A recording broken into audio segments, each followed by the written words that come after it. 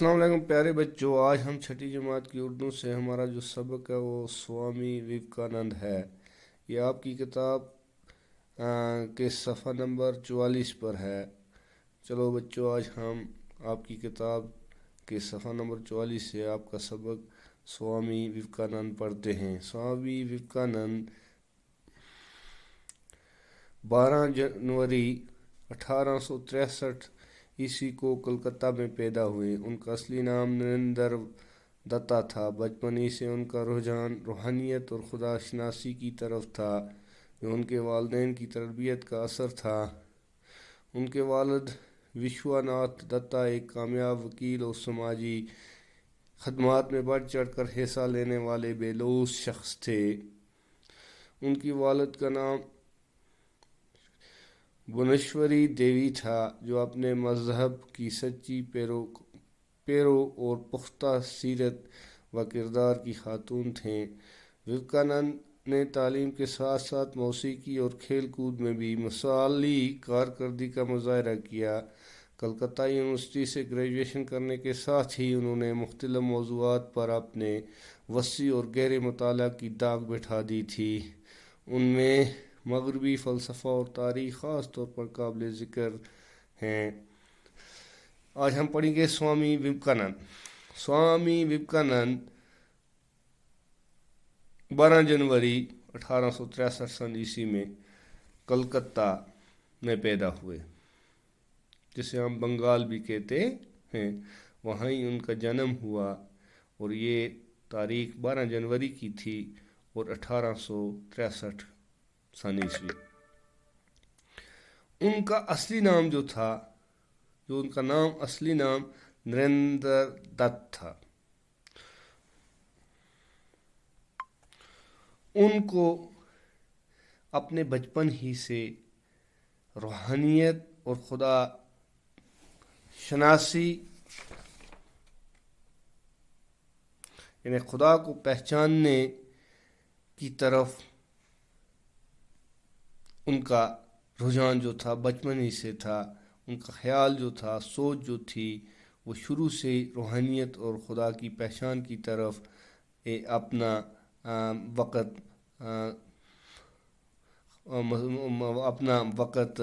खर्च करते थे, मसरूफ़ रहते थे खुदा शनासी की जानब।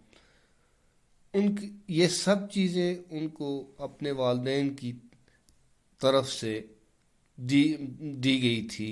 यानी उनकी तरबियत का असर था। वालिदैन की तरबियत जो होती है तालीम पे गहरा असर डालती हैं।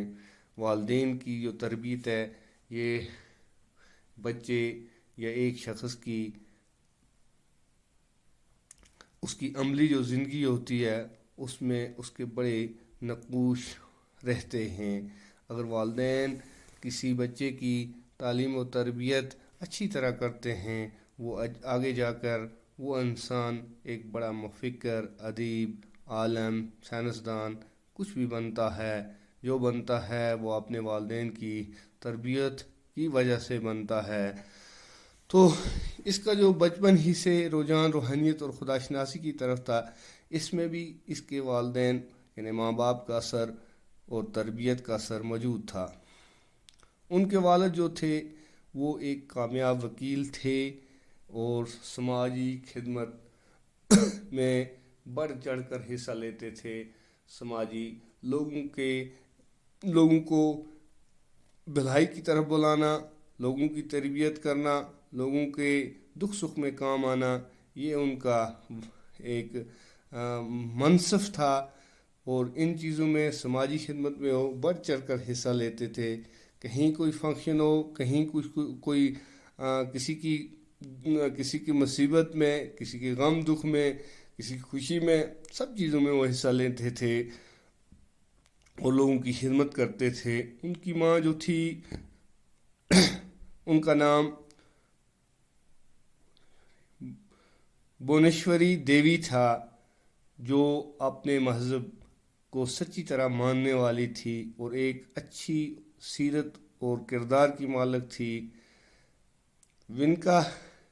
विवेकानंद ने अपनी तालीम के साथ साथ मौसीकी اور کھیل کود میں بھی خاصی دلچسپی لی اور ایک مثالی کارکردگی کا مظاہرہ کیا. یعنی پڑھائی کے ساتھ ساتھ انہیں کھیل کود میں بڑی دلچسپی تھی، موسیقی میں بڑی دلچسپی تھی اور ان کا بہت ہی شوقین تھا. وہ کلکتہ یونیورسٹی سے جب ان نے اپنی گریجویشن مکمل کی تو ان نے مختلف موضوعات پر اپنے مطالعہ جو تھا اس کی ایک داغ بٹھا لی. ان میں جس میں مغربی فلسفہ تھا، تاریخ تھی خاص طور، تو اس پہ ان نے گہرا مطالعہ کیا. جوانی کے ایام میں وویکانند کو روحانی طور پر نہایت ہی سخت مراحل سے گزرنا پڑا. جب خدا کے وجود پر ان کو شک ہونے لگا، انہی دنوں انہوں نے اپنے کالج کے ایک انگریزی پروفیسر سری راما کرشنا کے بارے میں سنا. نومبر 1888 میں ایک دن وہ ان سے ملنے کے لیے گئے. انہوں نے وہی سوال سری راما کرشنا سے پوچھا جس کا جواب ان کو اس سے قبل کئی لوگوں سے پوچھ کر بھی نہ ملا تھا. سوال یہ تھا، جناب کیا آپ نے خدا کو دیکھا ہے؟ شری راما کرشنا نے کسی توقف کے بغیر جواب دیا، ہاں میں نے خدا کو دیکھا ہے. میں خدا کو اتنا ہی صاف دیکھ سکتا ہوں جتنا آپ کو دیکھ رہا ہوں. آگے چل کر دونوں کے درمیان استاد اور شاگرد کا مضبوطی روحانی رشتہ استوار ہوا، جس کے نتیجے میں لاکھوں لوگوں کی زندگیاں فکری اور روحانی سطح پر ایک نئے انقلاب سے دوچار ہوئی. جوانی کے دنوں وویکانند کو کئی مراحل سے گزرنا پڑا، کئی سخت مراحل سے گزرنا پڑا، خاص کر جب اس کو خدا کے وجود پر شک ہونے لگا تو اس وقت اس کا ذہن جو تھا وہ کئی مراحلوں سے گزرا. کئی دباؤ اس کے ذہن پر کئی دباؤ آئے. انہی دنوں میں انہوں نے اپنے کالج کے ایک پروفیسر جن کا نام سری راما کرشنا تھا اس کے بارے میں سنا ہوا تھا. تو نومبر 1888 میں ایک دن اس نے فیصلہ کیا کہ میں اسے ملوں. اس دن کہ اپنے پروفیسر سری راما کرشنا سے ملوں. تو وہ ملنے کے لیے ایک دن گئے. انہوں نے ایک سوال اس سے کیا، اپنے استاد سے یعنی راما کرشنا سے کیا، جس کا جواب اس سے پہلے کئی لوگوں سے پوچھ کر بھی وویکانند کو نہیں ملا تھا. سوال یہ تھا، جناب کیا آپ نے خدا کو دیکھا ہے؟ اس نے راما کرشنا سے سوال کیا، کیا آپ نے خدا کو دیکھا ہے؟ شری راما کرشنا نے اس سوال کے جواب میں کہا، ہاں میں نے خدا کو دیکھا ہے اور خدا کو میں اسی طرح دیکھ سکتا ہوں جیسے کہ میں آپ کو آمنے سامنے اس طرح دیکھتا ہوں. تو آگے چل کر ان دونوں میں یعنی وویکانند اور راما کرشنا میں استاد اور شاگردی کا ایک مضبوط رشتہ قائم ہوا، جس کے نتیجے میں لاکھوں لوگوں کی زندگیاں جو تھی فکری طور پر یا روحانی سطح پر اس میں ایک انقلاب آیا. یعنی لوگوں نے ان کے اس رشتے سے اپنی زندگی جو تھی اس رشتے سے فیضیاب کی، ان سے فائدہ لیا. سوامی وویکانند کو راما کرشنا مشن کا بانی بھی کہا جاتا ہے. انہی کی کوششوں سے مغربی دنیا بالخصوص امریکہ اور یورپ کو ودانیت اور یوگا کے ہندوستانی فلسفوں سے شناسائی ہوئی. یعنی انہی کی بدولت جو انہوں نے کوششیں کی انہی کی بدولت امریکہ اور یورپ کو یوگا ہندوستانی فلسفہ جو ہے اس سے اشناس کیا گیا. اتنا ہی نہیں، بین المذاہب آگاہی کا بیڑا اٹھانے کا سہرا بھی انہی کے سر جاتا ہے. یعنی بین الاقوامی جنہیں دنیا میں جتنے مذاہب ہیں ان کی آگاہی دینا، ان سے لوگوں کو آگاہ کرنا، یہ بھی اس چیز کا بھی جو ہے سہرا انہی کے سر پہ جاتا ہے. جس سے 19 صدی کے اختتام پر ہندوازم ایک عالمی مذہب کے طور پر ابھرنے میں کامیاب ہوا۔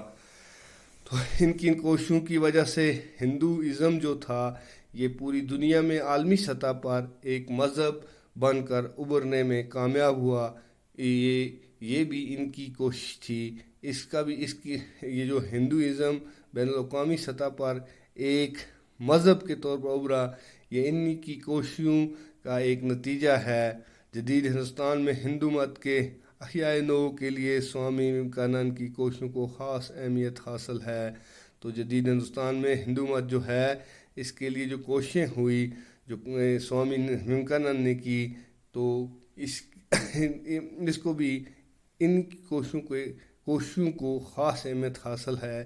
یعنی وویکانند نے ہندو مت کو بین الاقوامی سطح پر ایک عالمی مذہب کے طور پر جو دنیا کے سامنے رکھا، اس کو ابھارنے میں جو کامیابی دلائی، تو اس کے لیے ان نے جو کوششیں کی انہیں ایک خاص اہمیت حاصل ہے۔